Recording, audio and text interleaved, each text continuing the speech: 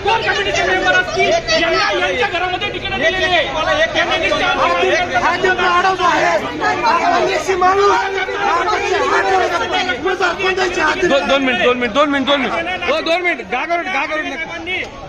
नरेंद्र मोदीच्या जागी अटल बिहारी वाजपेयी, भ्रष्टाचाराचं खापर कोणाच्या पदरात, भाजपला घरचा आहेर। नाशिक महानगरपालिकेच्या निवडणुकीच्या बी फॉर्म संदर्भात झालेल्या घोटाळ्यांमध्ये आयात धंदा उमेदवारी दिल्यामुळे भाजपचा खरा कार्यकर्ता नाराज असून उपपॅनलकडून भ्रष्टाचार करून करोडो रुपये तिकिटासाठी घेण्याची प्रथा समोर येताच भाजपा कार्यालयात भाजपचे भ्रष्ट राजकारणी करत असल्याची टीका, परंतु सत्यता दर्शविण्याचे काम भाजपाच्याच निष्ठावंत कार्यकर्त्यांकडून केली जात आहे।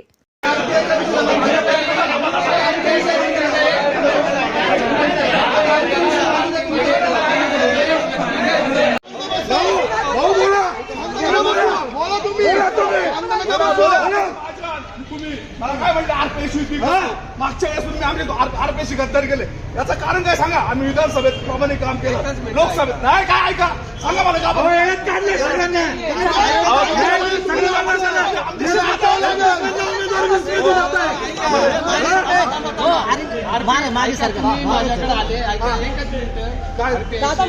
तुम्हाला ऐकून घ्या करायची नव्हती ना, तुम्ही पता सांगून द्यायचं होतं।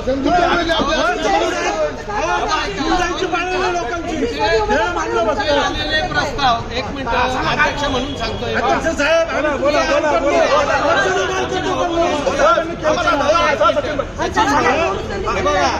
दीक्षाताई लोंढे असतील, हे असतील, यांचे आलेले प्रस्ताव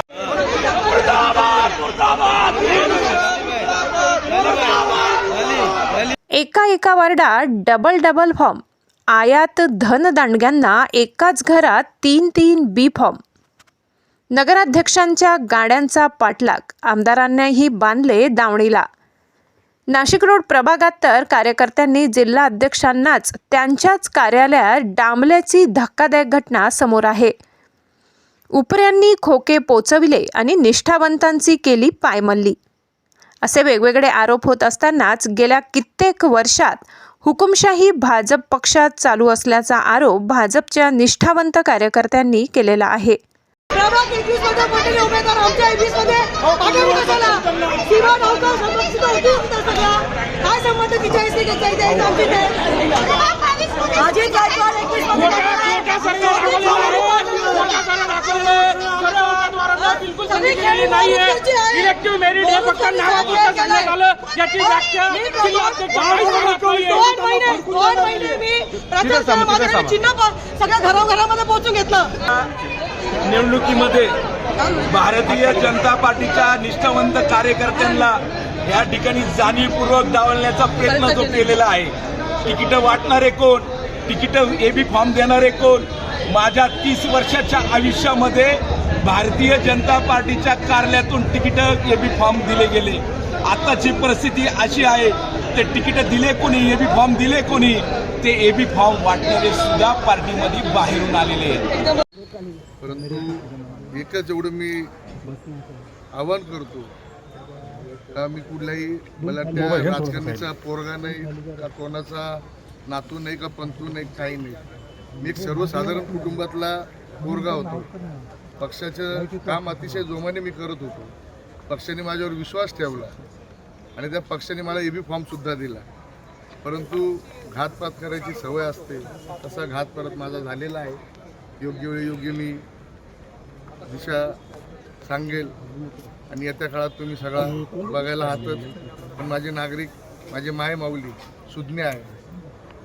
विधानसभेची पुनरावृत्ती केल्याशिवाय मी थांबणार नाही, एवढं तुम्हाला अधिकाऱ्यांनी काय सांगितलं नक्की? म्हणजे काय पहिले अर्ज आला, काय नक्की झालं, काय कोणाचा अर्ज, काय सांगितलं? एबी फॉर्म माझा पहिला होता आणि नामनिर्देश फॉर्म होता तो त्यांचा पहिला होता।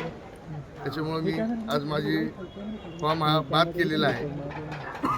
पुढचा निर्णय घेतो लोक।